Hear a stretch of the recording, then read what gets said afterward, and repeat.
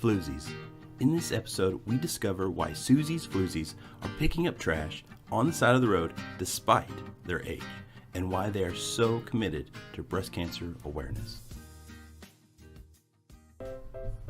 Is your health thriving, or is it merely surviving?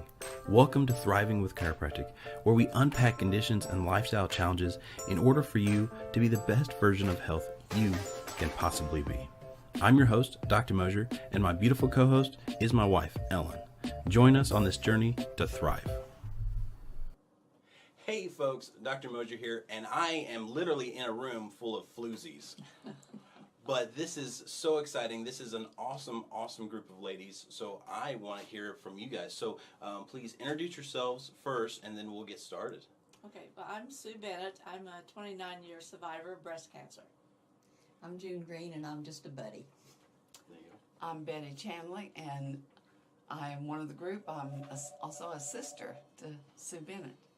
Wonderful. So, Floozies, that's a fun name, and we'll get into how you guys came up with the name. But what is the Floozies all about? What do you guys do?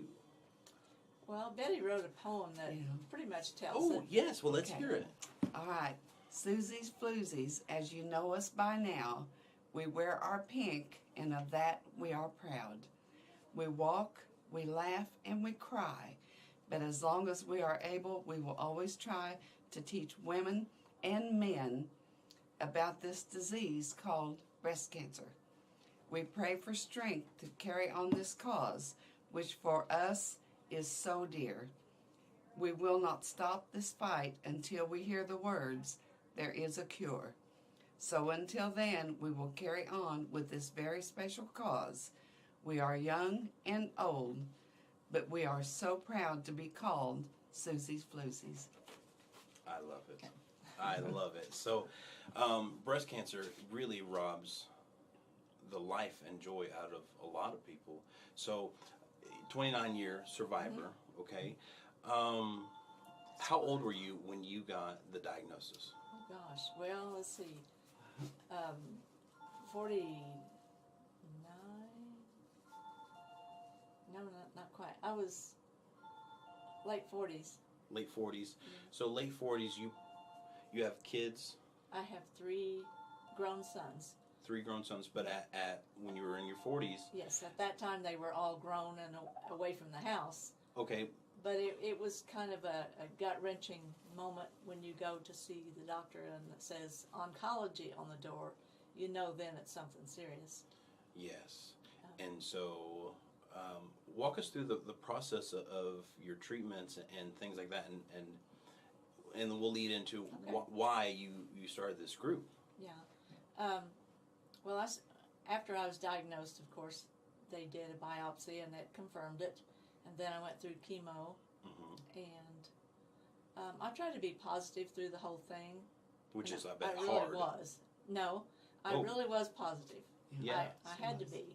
Great. And I continued working. I was only off, maybe a couple of weeks, I think. But I still worked through the chemo, and I think that helped me. And I just had a strong faith in God that He was going to take care of it. Yeah. And followed the doctor's orders and laughed every time I got a chance.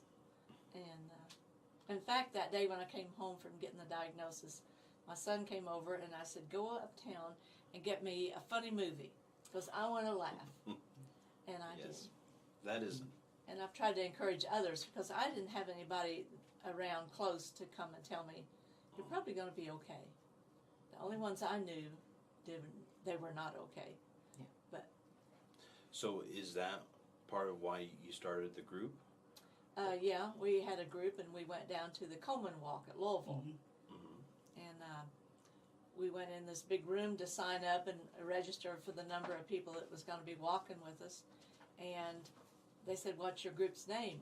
Well, that kind of got me off guard. I didn't know. We didn't have a name. And I saw Angie's Angels and Betty's Boppers and all this. I said, "Oh, Susie's Floozies."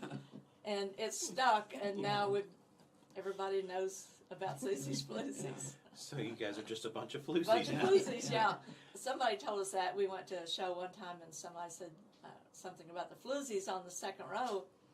And the other guy said, well, that's not very nice. And he said, well, that's what they call themselves. That's awesome. So the main thing is breast cancer awareness. Absolutely. Yes, absolutely. But you guys do so much. I know you come into the office and you're talking about how excited you are and how proud you are of Campbellsburg, right? And you guys do so much for the festival and bring in. So tell me more about Campbellsburg. Why you fight so hard for Campbellsburg? I want to know. So yeah, whoever. I'll let the other girls talk about that a little bit. Well, I think Campbellsburg's kind of the forgotten village Mm-hmm. in Washington County. I think stuff is more focused towards Salem, and we're a good little community, so we just try hard to keep people focused on us. Yeah. Well, for instance, the festival, I think this is our 27th year of continuing that. Which we've really enjoyed coming out and doing spinal screenings out there. It's really been a blessing for us. Yeah, and we're glad to have you come out. Yes, absolutely. Well, thank you. Especially when you do the free back rubs, right? Yes. Yes. Yes. Which you come into the office and people ask you, why are you picking up this trash? Yeah, Because we love our little town, and we want to see it look better. We have more than just us. And the town bought us grippers, so we get out and we pick up trash, and some people say, why do you do that? Mm-hmm. We said, because we love our little town, and we want it to look better. We all grew up there. Yes. So we remember how things used to be, and we would love to see it cleaned that up way and again. Yeah. people take pride. Now, I know you're not supposed to ask a woman how old they are, and I'm going to proud ask. of it. I'm going to ask 3 women, but they're floozies, so it's Yeah. okay. So Yeah. But how old are you guys? my birthday is next week, and I'll be 76. 76. mine's in July, and I'll be 85. Mine's in October, and I'll be 75. She's the baby. I'm the baby. You're the baby. I know yes. we don't look it. We don't look it. But literally, you guys are a bit older than I am. Oh, but, yeah. But you are fighting aggressively for your community. Absolutely. And I think that says so much about you. So, where do you guys get this energy to do all the things that Susie's Floozies are doing? It's just the way we were raised, Yes. I think. You worked hard. To look out for your neighbors and Yeah.